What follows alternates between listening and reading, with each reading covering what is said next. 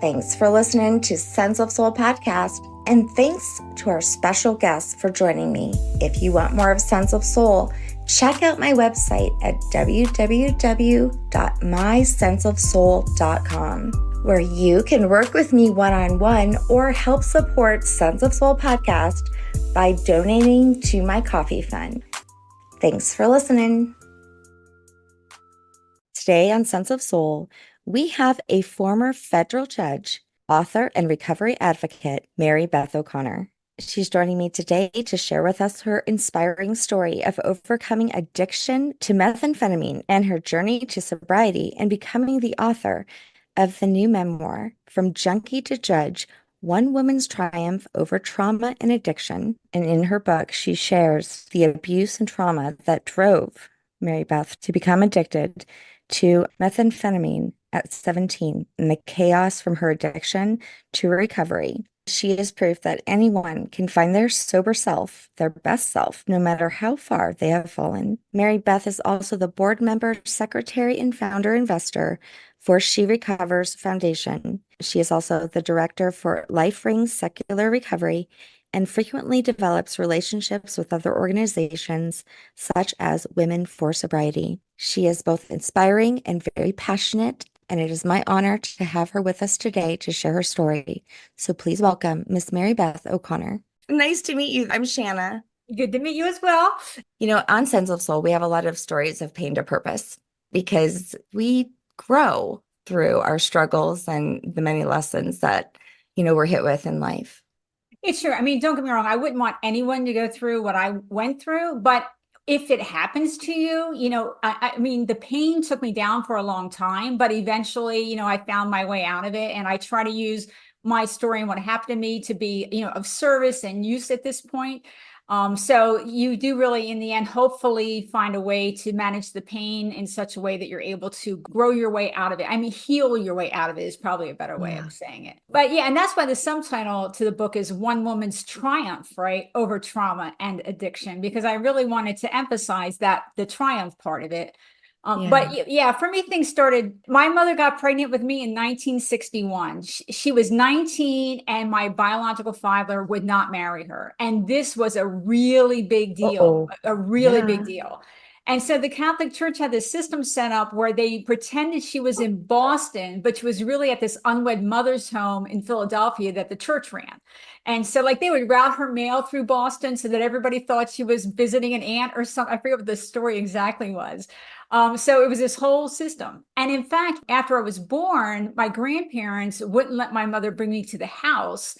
And so I lived at a convent with the nuns for the first 6 months of my life until my mother married a guy who became my sister's father and adopted me. So it was a very, as I say, it was my story was challenging from the womb, right? I was already it was already trouble from I conception. feel so bad for your mom. When I think about that for women, especially back then, it just hits my heart and just makes me sad. So much shame and guilt. Yes. And Yes. Yes, and only on her, right? I'm sure you yeah, like you walked away from it like with no consequences, and yeah. so it was very different for the women, very different for the women. You're absolutely right. Wow. I mean, and even probably for your grandmother, even probably she felt the shame and got that from, the community, which is so sad. Yes, and I mean, they were generally frustrated with my mother in any way because Yeah. she had some bad she made some bad choices in Yeah. general. But yeah, so and it's also interesting because that was left at the convent, and even under my mother's version, she visited me maybe once or twice a week, right? Which if that's Okay. what she says, it might have Wow. actually been less. And so when my husband first met me, he said that I reminded him of the monkeys who didn't get touched enough when they were babies. Oh, So like I'm sure the nuns fed me and clothed me and changed me, but yeah. I think there was a lack of physical touch and definitely a lack of bonding with my mother, Yeah. including Right. once I moved in with her. She wasn't focused on me. Like I wasn't a Mm, priority. She didn't mm, ask how my day went or what happened at school. And if you tried to tell her, most of the time she would brush you off. mm. So even though I will talk about the abuse, but really there's a core that started before that. There's sort of a core hole, that started from when I was born and I wasn't with my family. And even when I was with my mom, I didn't get that sort of motherly connection. Which they've proved to be so important. Yeah. That is so sad. And they've done studies. And the one study that how when they put it was with, I think, gorillas, where they put a child, that they put one with a fake gorilla and Yes. then one with a real one. And that's so sad too. Yes, that's right. There's that picture on mine is like a stick with clothes like a fur on it for the Yeah. poor little baby to hang on to. And yes, yes. Yeah, yeah. Yeah, and nowadays, I mean, they want the touch, they want the skin to skin. Like at the hospital, it was important for them to like put skin to skin like right Yes. away. And I don't remember that with my first one. Maybe not. Well, my second one was taken away really quick, so definitely wasn't. So, but I do remember that. You know how things change. Right. And I mean, for me, my mother also could be violent. And so you add that into the mix and it just made things, even worse. It was just a sense of being alone. And I'll tell you, when it really showed when the consequences of that really showed up, it was when we moved in with my stepfather when I was 9, because he was really violent with my mother and he was physically and sexually violent with me. And part of it was that I knew my mother wasn't there for me. So when it got worse, I knew that I was on my own and that I really had nowhere to turn.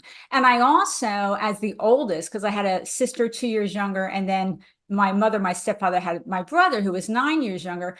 Because my mother wasn't doing the role, I felt that I needed to sort of watch out for them and do what I could to protect them. And I think that was partly just, the older child tends to do that. But also, I felt like there was no parent who was doing it. And so it Right. sort of put extra pressure on me to try to care for young ones when I was also very young myself. Oh, 9. And they also say that you can experience PTSD even from the womb. Right. I mean, when I got sober, I was correctly diagnosed with PTSD. I didn't know you could have PTSD if you weren't a war vet. Like I didn't even know that was an option. Right. And for me, Yeah. it was severe anxiety. But I will Mhm. say, even as a child, I had some OCD-like tendencies, even before my stepfather. And I think it was because that sense of being alone. Like I used to have Yeah. counting behaviors, and if things didn't come out with odd numbers, it would create stress for me. I needed everything to come out odd. And Hmm. then when my brother was a baby and we were living with my, crazy stepfather, I got behaviors like I had a hairbrush set, a brush, a comb, and a mirror. And if I was using them, I had to lay them down in a certain order, or I felt like something bad was going to happen to my brother. Like I would panic. Oh my God, Mm. I made a mistake. I didn't put them in the right order. You were trying to control everything. Yes, it was a need to control, and I was developing. Luckily, it didn't go further than that, but what it turned into mostly was anxiety. Yeah. Yeah. Which, how do you know what anxiety is? You know what I mean? I had anxiety pretty much my whole life, but at 18, I remember calling and telling someone, it was a good friend of mine. I said, sometimes I wake up in the middle of the night and I can't breathe. I feel like I'm gonna have a heart attack. Do you mind if I call you? Because we started talking late at night. There was no word for it though for me yet. And no one had ever asked me how I felt. So See, that's part of it, is that we don't really understand it when we're young until we find someone, usually until we find someone who can help us process it correctly. yeah, But for someone else who me, has it. or a professional, right? Or Yes, a yeah. professional. And for me, how it showed up was that I was always afraid that, I mean, terrified that like one little mistake and everything was going to blow up in my face. So even when I got sober from my, 20-year basically meth addiction, even when I was doing the right thing, I would always be afraid that if I made one little mistake, I was going to lose it all. And I would just spin and spin and spin with these like really often imagined mistakes. I Yeah. used to sometimes when I got home from work, between work and driving home, I would be going through the day and think of all the things that in my mind I had done wrong.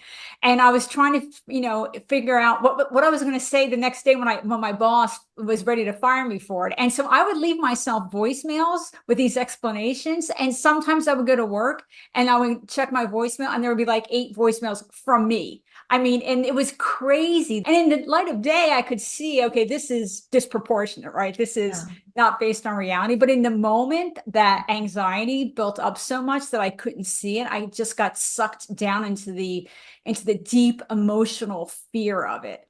I remember for the longest time, I just wanted to numb and not feel this. I didn't care how it went away. I just wanted it to go away. Right. And that's why substance use disorder, which is the modern term for addiction, that's why the odds of developing a SUD are much higher for people with trauma histories and or people with mental health disorders, because we have that need to try to self-medicate. We're not able to ask for what we need, or the adults around us don't see it or they ignore it. And so we do what we can. And for many of us, that is covering things up with substances. And that's what led me to it. I mean, the Mhm. first drug I had, I was 12, and it was alcohol, Boone's Farm Strawberry Hill Oh, wine, me which too. I love that. Yes, I remember that. Yes. and what Oh, I noticed was that the weight, it felt like a weight was off my shoulder. yeah. Like I could take Yeah. a deep breath, like I was lighter and giggling with my girlfriend. And considering the high anxiety and clenched state I had lived in for so long, that was like a miracle to me. Like, oh my gosh, this is great. I need more, more, more. And that's Yeah. how it started. And that's just a common combination, the trauma, the anxiety, or depression and Mhm. stress, and then finding a substance. And in the beginning it works. Right. It's really just temporary. Like, even if you take a prescription for it, unless you're actually working through the trauma to really get to the root of why, it's still going to be there. Right. It was temporary, but at the moment, temporary was better than never. Yeah. Right? Agree.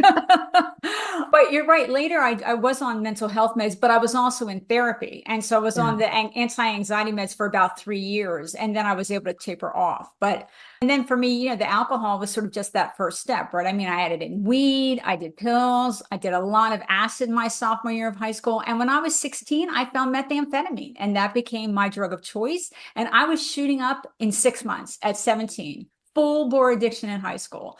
And so it was a really fast escalation for me. Oh my God, that's so scary.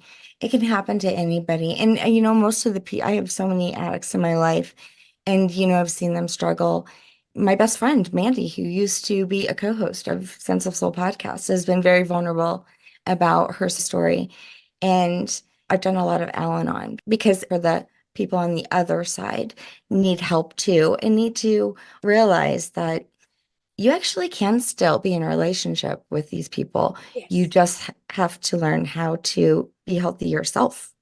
You're right. If the person with the substance use disorder has loving and supportive friends and family, their odds of success are higher. Yeah. And the other thing, Al-Anon is helpful for some people, but for others, it's too tough love focused, which really isn't the Mm. best evidence approach right now. And so there are other alternatives, just so your listeners, your viewers know. For friends and family, Yeah. there's Al-Anon, of course, that's the 12-step version. LifeSpring has friends and family. Smart Recovery has friends and family. Hazelden has friends and family, and they approach it differently. And the Wow. other thing to know is, today there's the new technique, which is CRAFT, community reinforcement and family training. That's a Okay. positive reinforcement technique for friends and family. And there's a really good book that goes into this in a lot of detail. It's called Beyond Addiction. And I always recommend that for friends and family. It's a book, and there's also a workbook.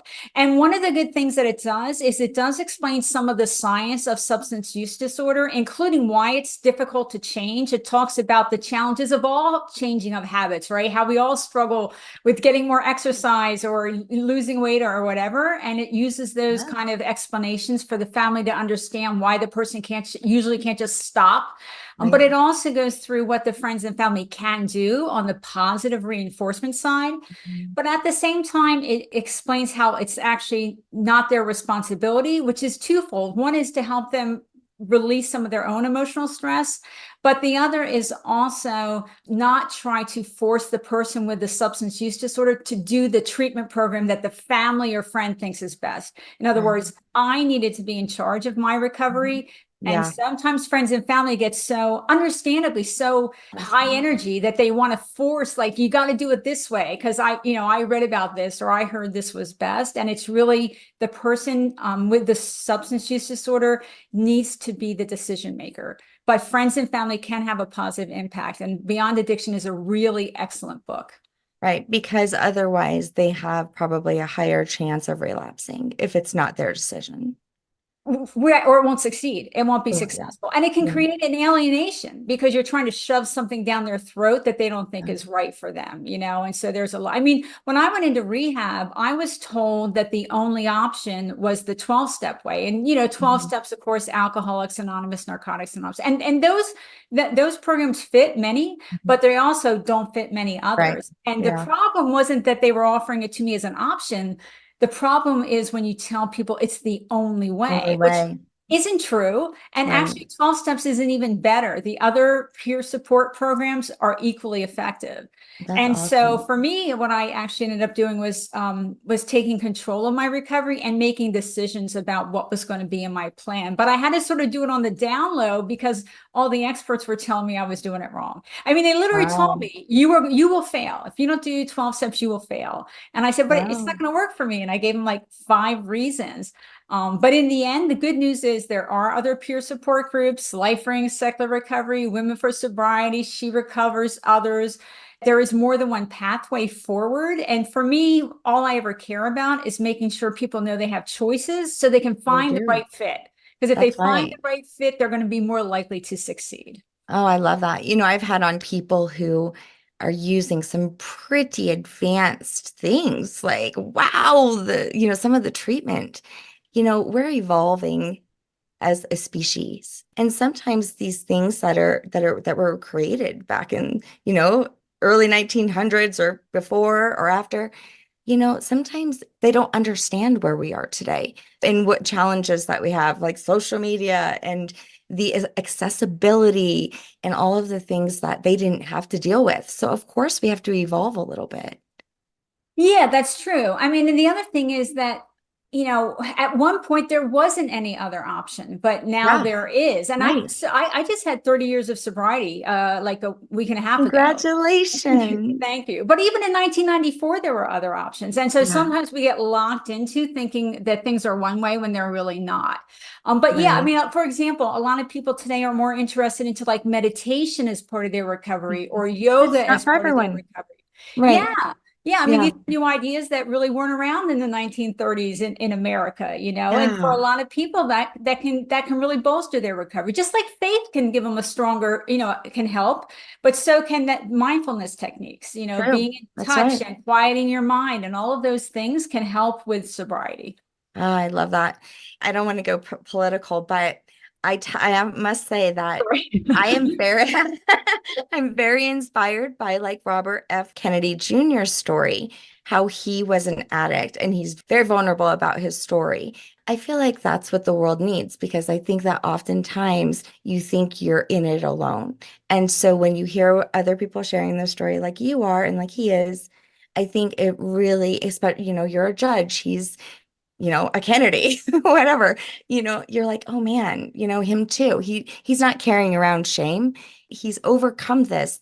Well, I mean, it's interesting because the substance use disorder is characterized as a mental health disorder, right? It's in the Yeah, no, yes. DSM, right? Just like Mhm. anxiety disorders are in the DSM and depressive disorders. And the government, our federal government, and pretty much every state defines it as a disease. And yet, there's still a lot of stigma around it. It's the most stigmatized medical condition that there is. Yeah, We expect, and that shows up in bad ways, not just the judgment, which can make it harder for people to admit they have a problem when it's a yeah, stigmatized yeah, condition. right.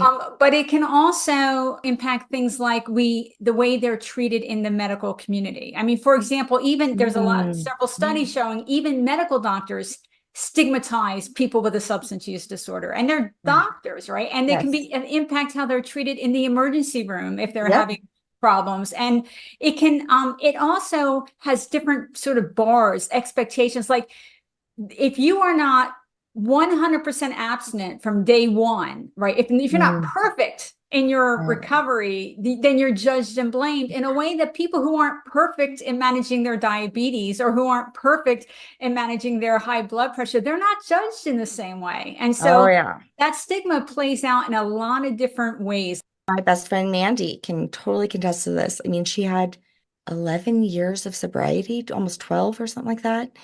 And she fell off the wagon. And, I just kept telling her, dude, you still have 11 years of sobriety. You don't lose that. But I think that certain programs, not all of them, but yeah.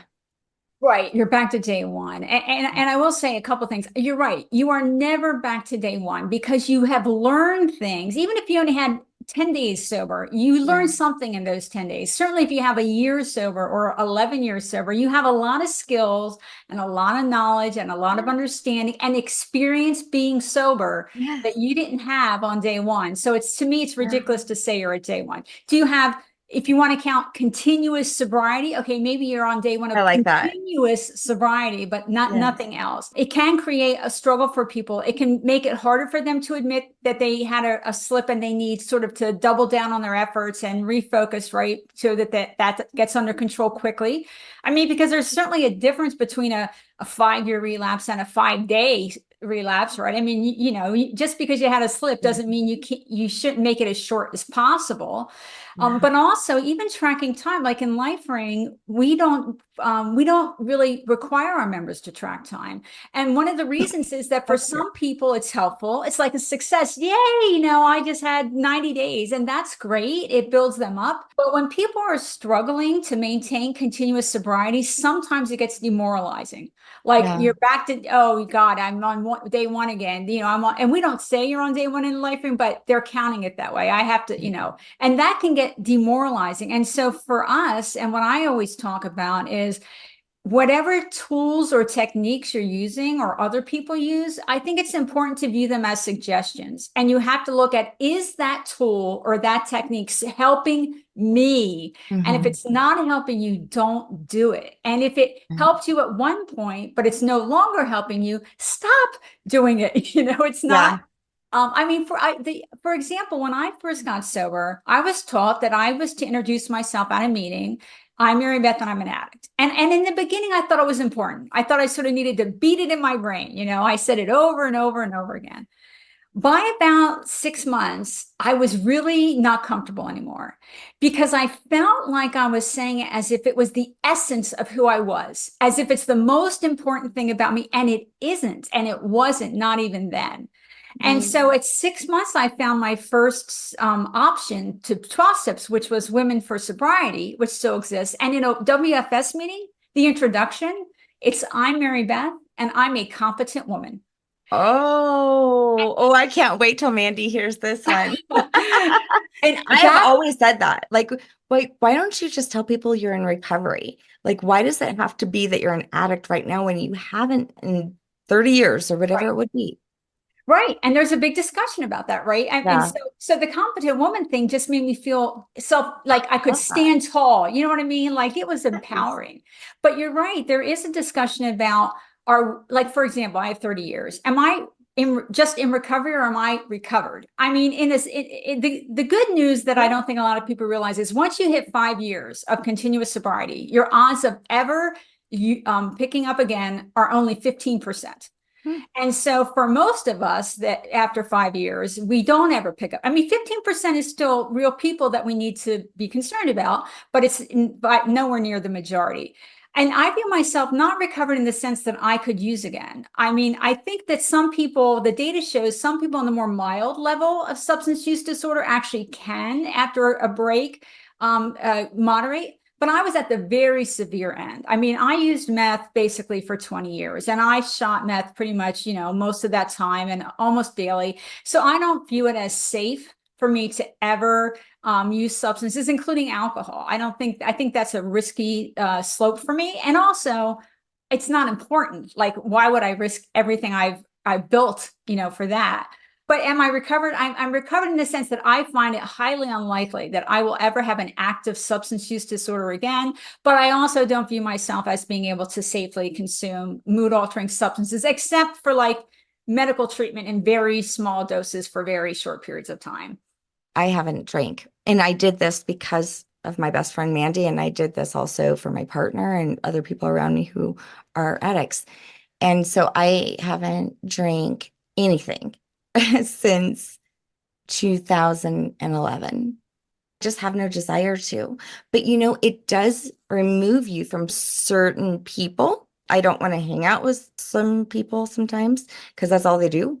I really did make that decision, not just for them, but for me and for my children, that I could show them that you can still have fun, still be social and all these things and not be trashed. See, that's really, I mean, it's really good because it's as many more people today are choosing not to drink or to drink very rarely Yeah. by choice, not because they have a problem with it, but by Right. for their healthy lifestyle, to be their best self. And the other thing is that the data shows that even moderate alcohol consumption has health consequences. So Yeah. moderate for women is 1 drink a day, and for men it's 2. But even at moderate consumption, there's an increased cancer risk, especially breast cancer for women has a Hmm. significantly increased risk, even with moderate drinking. You have increased Wow. liver problems. 1 drink a day raises your blood pressure, Yeah. as well as a higher risk of heart problems. And so, Yeah. on top of which, when people, if they're drinking regularly, one of the things I always recommend is that they notice if there's any kind of a pattern. Like, are you drinking or feel compelled to drink when you're upset or when you're stressed, or are you using it as short-term relief when you really Mhm. actually need to address the longer-term problem, and Yeah. that can create sort of a bad cycle. Every time you come home from work and you're feeling anxious about work, you drink. Well, that's the short-term solution, but it's not addressing, is this the right job for me? Are there things that I can do to make my work life better, or any of the other things? And similarly, if it's like every time you fight with your husband, look, if that's once every 3 months, no Yeah. problem. But if it's on a regular basis, there's a Right. bigger issue that needs to be addressed that the alcohol is not going to Right. solve. There's something underlying. But you Yes. know what else is funny? You know what kind of drunk I was? That I would, every time I drank, it'd be fun and all that. And all of a sudden, by the end of the night, I'm crying, See, see. right? Something wants to come out because something needs that space for healing. But I mean, I didn't even realize that until just now. But that's definitely the kind of drunk I was. Well, I will say that everyone thinks they're much more interesting drunk than they actually are. Like when you're Yeah, sober and truly. other people are drunk, it's like, oh man, this is boring. Yeah. It is true. It's actually kind of fun sober sitting back and watching everybody drunk too. It's like, oh Lord, this is crazy. It makes me want to stay sober. But living in San Francisco, I've seen some of the videos of the city, which is so sad. This fentanyl is a real issue. And I've had so many friends that have lost their children. So sad. Yeah, I mean, look, what's shown on some news stations of San Francisco is actually like a 4 block part of San Francisco. It's not Yeah, San Francisco, okay. okay? Thank God. Thank God. Because But don't get me wrong. I mean, like all major cities and really all communities, there is yeah. a significant problem, and it has gotten worse because of the fentanyl. I mean, it used to be that almost everyone who died of an overdose was a long-term substance person using the drug, usually heroin, long-term. Right. And that's still the majority, but a much higher percentage of the people who are dying are casual users, and they don't even know they're taking fentanyl. Kids who or college people who bought, Oxy or Percocet, they thought over Right. the internet or I from the guy know. down the street, Yes. and it's This is really how, not. It's fentanyl. And yes. so there's a couple things about that. One is that, I mean, first of all, realize the number one cause of death in America in the 18 to 35 age group is overdose. I mean, that's a really shocking statistic. So sad. But when I talk with, especially with people who have children who are teens or 20 somethings, I highly recommend that they have Narcan in the house. Narcan is an opiate overdose reversal drug. You spray it up their nose and it sort of kicks the opiates off the opiate receptor and revives them. And if you make a mistake and they're not actually having an opiate overdose, it doesn't hurt them. Okay.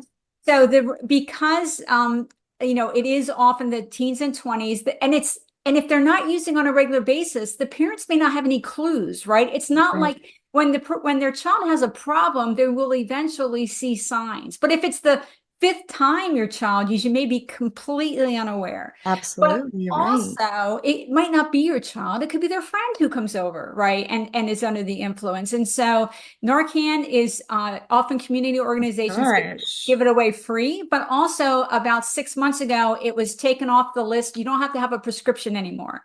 So you Oh, can go to your local pharmacy for about $50. You can get Narcan, and some wow. insurances will even cover it. And so, I mean, we don't use drugs, and we have Narcan in the house, and just in case people have it in their car.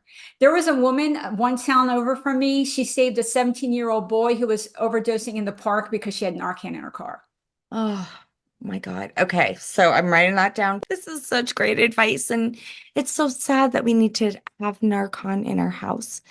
But Yes. that's just what we're faced with. We can't just pretend it's not happening. And you're right. It could happen one time.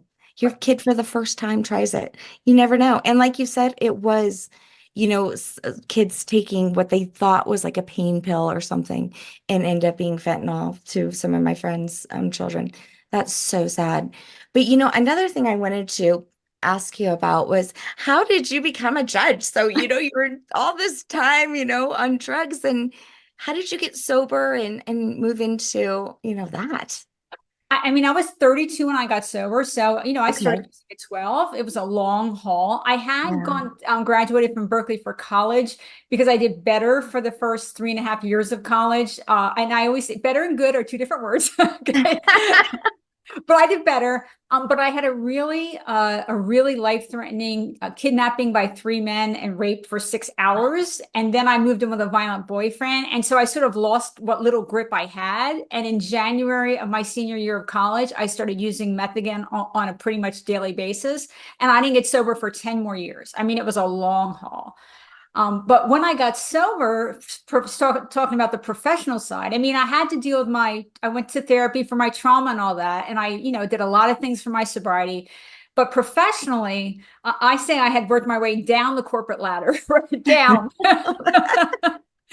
Because I couldn't hold a job. I had a Berkeley degree and good grades, but I couldn't get there. And so every job was like less money for less responsibility. And so when I got sober, I had this embarrassing resume. I mean, it was horrible. And I was also really raw from, trying to Oh just yeah. be sober, and all my emotions and my pain was coming up. And so my first job when I got home from rehab was a part-time, temporary, low-level admin job because it's all I was really ready for. For, Ah, for me to get yeah. up and go to work on time every day and stay all the hours so that I was supposed to be there and do a good job and do it the next day and the next. I was Yeah. 32 and I had never done it in my life.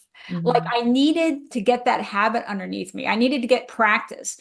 My second job was a full-time permanent mid-level administrative job. And then my third job was a supervisory job at a larger company where I got a promotion. And then at 6.5 years sober, I emphasize 6.5 years sober, I went to Berkeley Law School. And then I worked at a big law firm. Then I worked for the federal government doing class action work. Mostly I led big class action cases.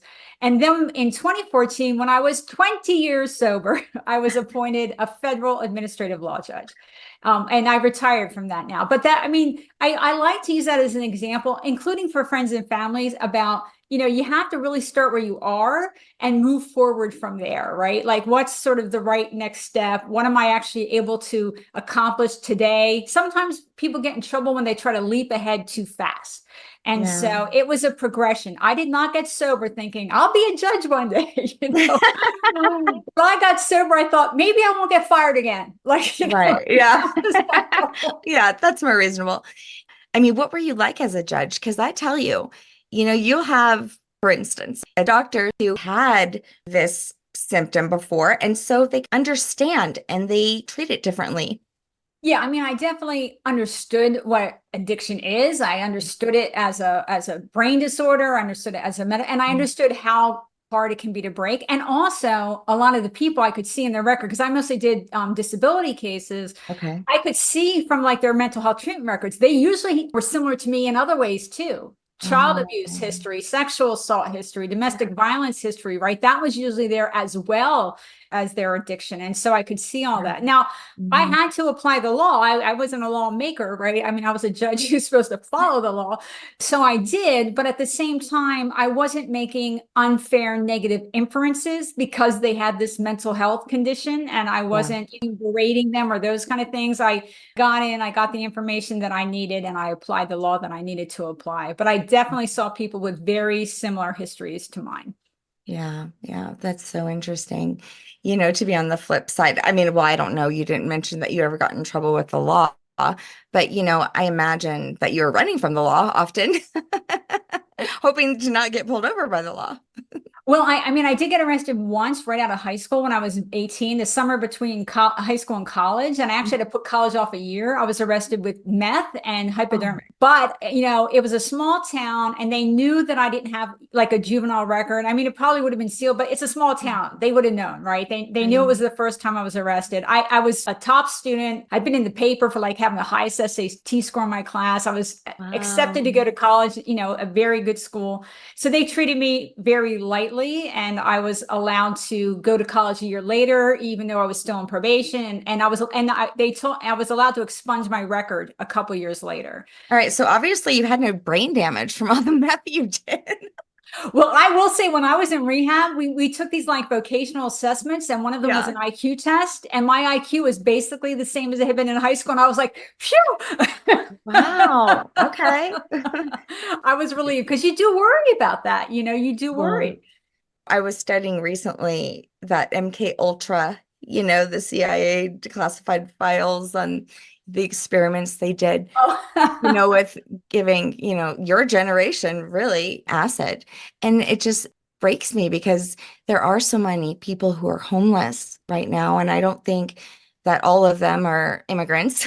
Here in Colorado, No. they're Yeah. starting to be, but I mean, there's a lot of them who have both mental and substance abuse. It's so sad. Yeah, I mean, in San Francisco, for example, one of the reasons we have the homeless population that we do is because the cost of living is ridiculously Oh, high. here too. That's exactly when it went up. I Um, mean, yeah. but you're right. A lot of the people have a mental health disorder. It's actually about 40% of the people that are homeless that have a substance use disorder today didn't have one when they got homeless. They developed it Right. later.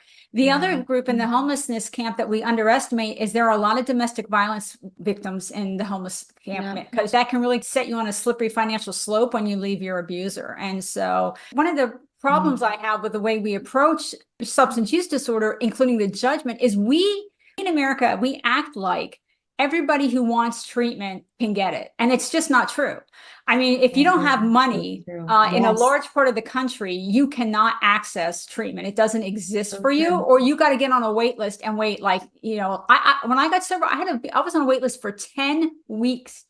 I had to call every month because I didn't have any money and I didn't have insurance. I had to call every Monday between 9 and noon to keep my name moving up the wait list. And if I would have missed a Monday, I would have dropped back to the bottom again Make it so hard. and make it really hard. I mean, we act like there's treatment on demand, and there isn't treatment on No. demand for many people. And so, on one hand, we're judging them as if, well, you could just get sober anytime you want, and then we don't provide the resources for that to happen. Even San Francisco, they actually passed a proposition, I think 5 years ago, for treatment on demand, and they still don't have it. And so it's just true in a lot of the country. And that's part of the reason that harm reduction is important because we don't have treatment for everyone, but also some people aren't ready. I mean, the reality is not everyone's ready, but even when they're ready, we don't have it and we need to. And so things like Narcan and syringe services programs where you can get clean Um, needles, which by the way, I used the needle exchange my last few years of shooting meth. Those kind of things are to help people stay alive, but also to help them not like get HIV or Hep C or right. things that are going to have long-term health consequences. And so that when they're ready, when I got sober, in part because I used the needle exchange, I didn't have HIV, I didn't have Hep C, I didn't have any of the bloodborne diseases. All those things are like additional obstacles to getting your life under control, even when you do get sober.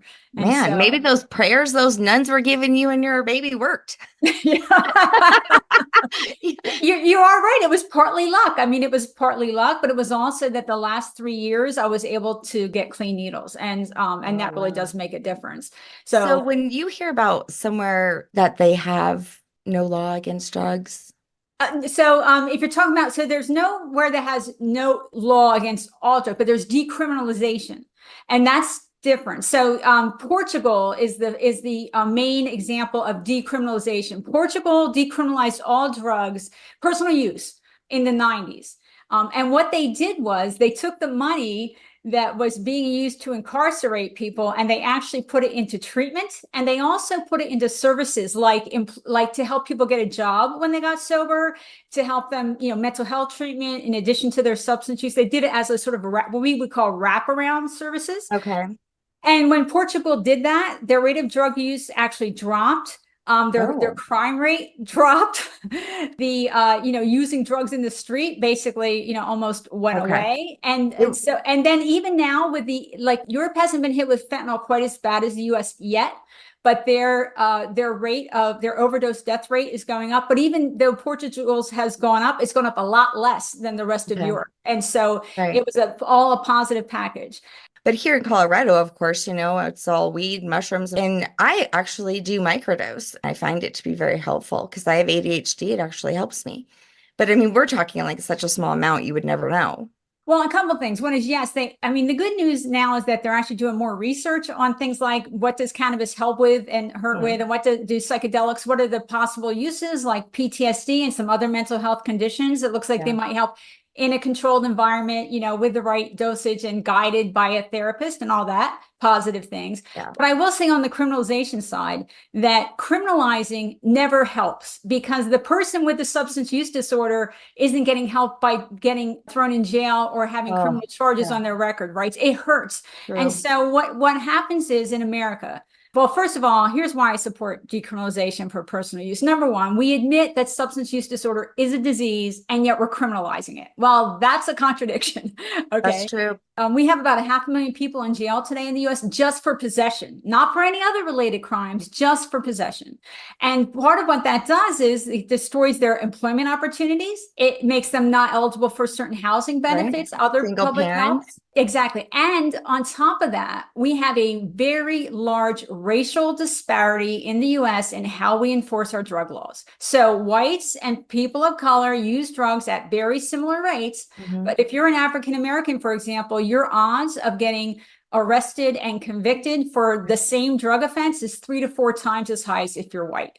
And Yeah. so so for all of those reasons, I do support decriminalization. And the other thing is, it costs 3 to 4 times as much to incarcerate one person as to treat them. You could treat 3 or 4 people for the same No money. way. Yes. Yes. Oh, that blows my mind. That's terrible. So it's lose-lose. I mean, society loses, the individual loses. This Right. a functional system. And Yeah, so families lose. This still. everybody loses. Everybody loses. Wow. Yeah, Yes. that makes no sense. No, it doesn't make any sense. It's just damaging on every level, including its poor use of your tax dollars. Dang, so bad. I remember hearing that there was a man in Louisiana. I remember listening to a story or reading it. He was in jail for life over marijuana. Yeah. And it was not even a lot. Yeah, well, and 3 strikes laws were catching a lot of people with possession, right? Because a lot of times those 3 strikes laws where you get 25 to life or something similar to that, they Yeah. didn't care what the strike was. It wasn't those were often sold as if we're going to get these repeat violent criminals, but for a lot of them it was any crime. So people were getting third strikes for marijuana possession. They were getting third strikes for stealing $25 worth of video from Walmart. I mean, so Yeah, and then yeah, they had tents outside, right, of the prison because they can't even put all of the criminals in, and house them. there's no Yeah, room. it's insane. Absolutely insane. Our system is so broken. Yes. And so you being a judge, I'm sure you saw this more than anyone, which no one ever wants to talk about that if they're on that side. They want to defend it, in many ways. That it is unfortunate. I will say that we were moved. I mean, California, of course, is further along than some other states. Colorado is more progressive as well. But federally, we were starting to move towards more harm reduction. And they, for example, they a lot of people who had just marijuana possession that federally they got those wiped out recently, and or they Yes, were I released, saw right? that. And so we are moving in a positive direction. But one of the negatives Yeah. that's happening is because fentanyl is scaring people, the sort of the tough on crime approach, they're using it as an excuse to increase penalties again. When increasing the penalties Um, doesn't actually make anyone safer, it doesn't reduce drug use. In fact, there are studies that show that states that have the harshest possession penalties and states who have the most liberal, the states with the harshest don't have a lower drug use rate. In fact, sometimes they have a higher one. And right. so, but the higher one is probably for other reasons, like economic reasons, things along those lines. But it doesn't help. And plus, we've tried criminalizing drugs for the last 50 years, and look where we are. We had more overdose deaths last year than any year in our history. So it's Uh, not a successful strategy. And look, there's the difference between going after the suppliers, the sort of the high end people, and the people yeah. who are using drugs for personal use. I think we can distinguish those two groups, Right. and it's the people who are being convicted. And look, and if you're high or drunk and you beat someone up, you got to deal with the Yeah. assault. Right. Like, that's a separate crime. But pure possession, to me, this is a lose-lose approach. Oh my God. And you're so right. And where are we spending most of the money Yes. to go after or to help? Right. Well, and that would be assuming that going after actually, works, right? I Right. mean, if you were in business and your rate of success at solving the problem was similar to the DEA's, you would be out of business. I mean, it hasn't worked. There you go. You Right. failed, you failed, you failed. Every year you fail more. And so, Yeah. it's like That's let's acknowledge this. Let's do it from a public health policy. Let's maybe they listen. need to go through the program. That's right. Figure out what's wrong. I mean, look, Right. if they're going after the top, the people importing it and things, that's an appropriate thing for them to do. Yeah. But the reality is that we would be better off, I believe, if we took those same monies, not just for treatment, but for wraparound services like Portugal does, getting people housed, getting people to have Yeah. employment opportunities when they get sober, getting people to, they often need help with dealing with other medical issues as well, not just their Right. substance use disorder, mental health Absolutely. or Mental health. physical. I mean, they may need heart surgery or who knows what else. I mean, there's a Right. lot of things that need to be evaluated when somebody gets sober. So That's right. we You can't just judge that they're all, just in this situation, all the same way. right, right. They're No, not. They're not. I they're mean, there are not. some patterns, but you need to look at Right. them. What does this individual need? Where is this person starting from? And where do I need to Um, help them move forward? Sort of like when I got sober, I didn't, I had to be realistic about where I was in order to build a plan to move mm, forward, right? I mean, you have to yeah. acknowledge where the person is starting from in order to build an effective plan to help them move forward. Wow. I have a 20-year-old who is on the spectrum, and there's not a whole lot of people coming to me telling me, oh, here's all the resources for your child on the spectrum. Never was. These are all things that I had to, maybe one friend told me, and I'm like, oh, really? They have that thing? And then, I mean, it's always word of mouth. I've never, ever had any direction with him. But like as an adult, it freaked me out because I didn't know the things that I needed to do. And as my child is now an adult, he could go to jail. He could go to jail for stuff, and he doesn't even understand that. So what's interesting is there's this program here where they actually will pay me to take care of my son. And at first I was like, why would you pay me to take, I'm going to do the same things, whether you pay me or not. They said, but if we pay you, then that means that he'll have a better chance of not ending up in a system on the Right. streets, Right. having to be hospitalized for the and institutionalized. And I think that that's beautiful, but not many people know the resources that are out there that can help them. And that's sad. You're right. And it's not just, autism, it's all mental Right. health conditions. It I can be agree. really hard to get proper mental health treatment for children. And sometimes people say to me, what's the number one thing we could do to reduce the rate of substance use disorder? Which, by the way, in America, it's one of the highest in the world. Yeah. And my answer to the one thing is proper mental health treatment for children. Because if we got Mm, children evaluated and they got if they need meds, they get meds. If they need, okay. therapy, if for autistic Yeah. kids, there's specific techniques that can help them learn better and stabilize.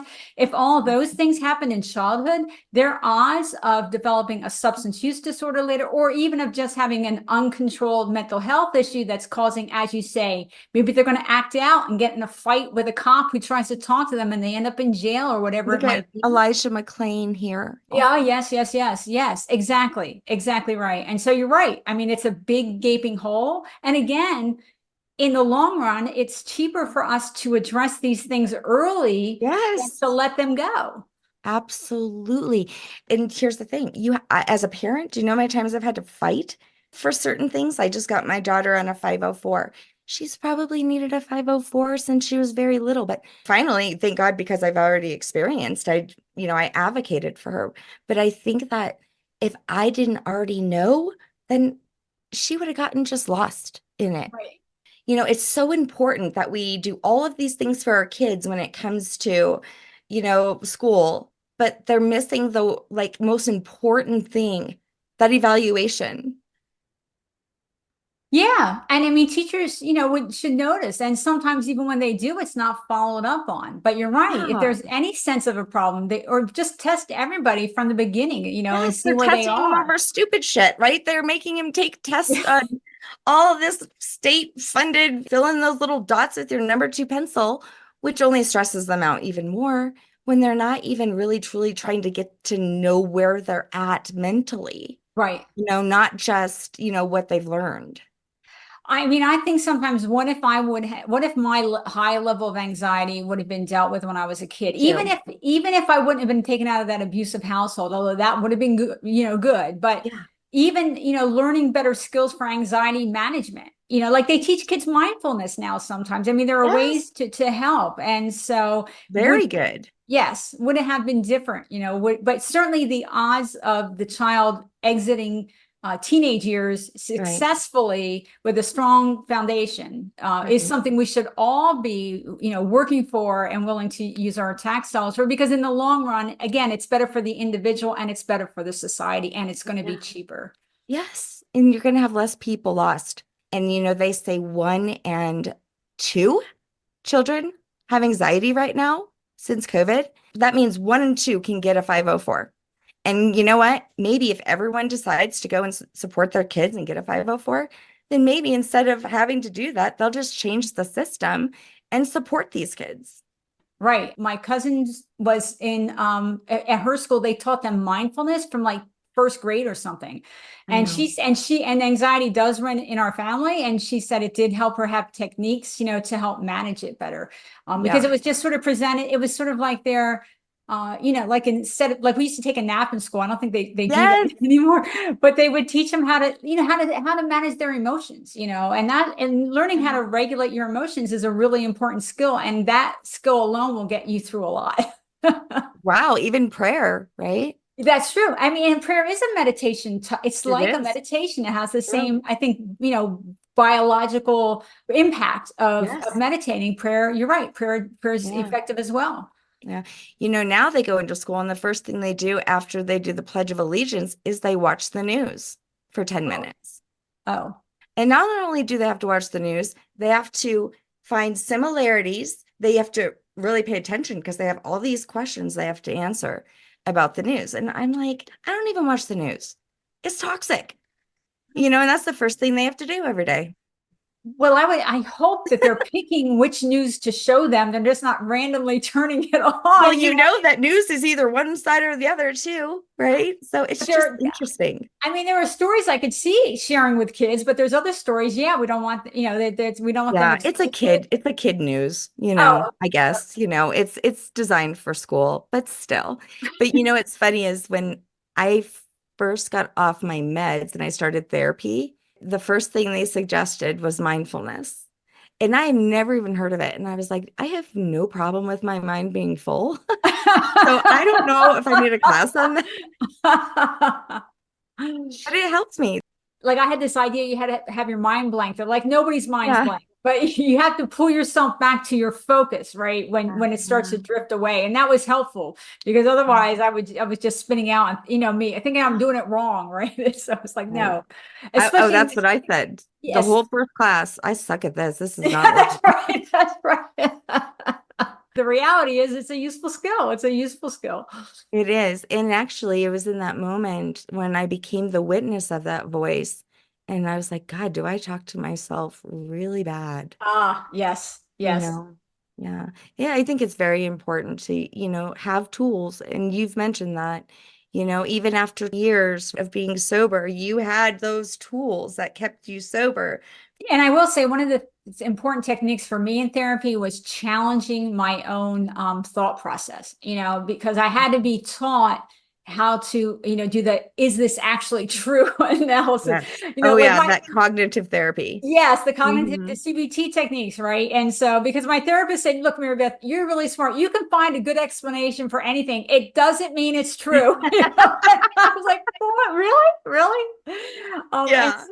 I remember I said to her, "It's not that I think these, because my mind was always going to this horrible thing was going to happen." I said, "I'm not saying it will happen. I'm saying it really, Yeah. really might, and so I have to be worried about it." Like this was like, but the truth was that my emotional reaction was very disproportionate to the input and it was disproportionate to the risk.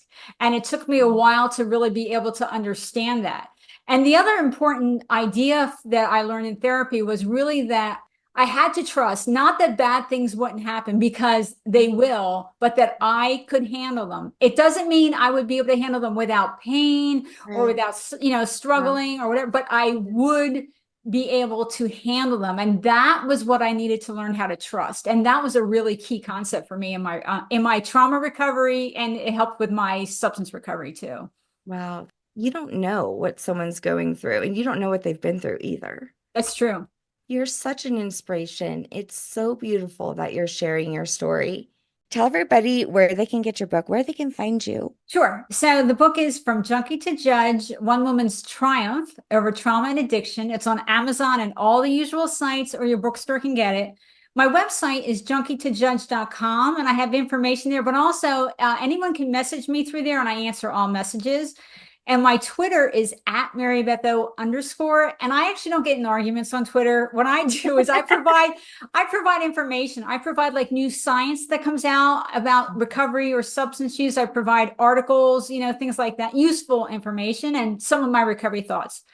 And then some of the recovery support options include Life Rings Secular Recovery, She Recovers Foundation, Women for Sobriety, Smart Recovery, Recovery Dharma. So anyone who's interested in researching what the options are in addition to 12 steps, which is a good fit for many, those would be some of the groups that I would look at. Well, if I could, if with your permission, I have a reference page. I would love to add you. Sure, of course, of course. Yeah, we created a page on our website and we have references.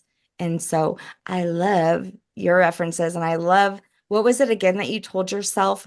I am Mary Beth and I'm a I, competent woman. yes, I really love that. Well, you are such a great story. Your life is a beautiful story and you're a woman and I love to highlight powerful women. So thank you so much for coming on. Well, thanks for having me. I really enjoyed it.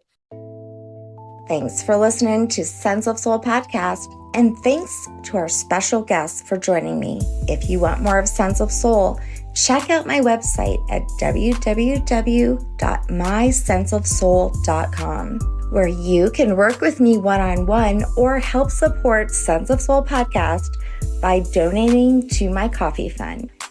Thanks for listening.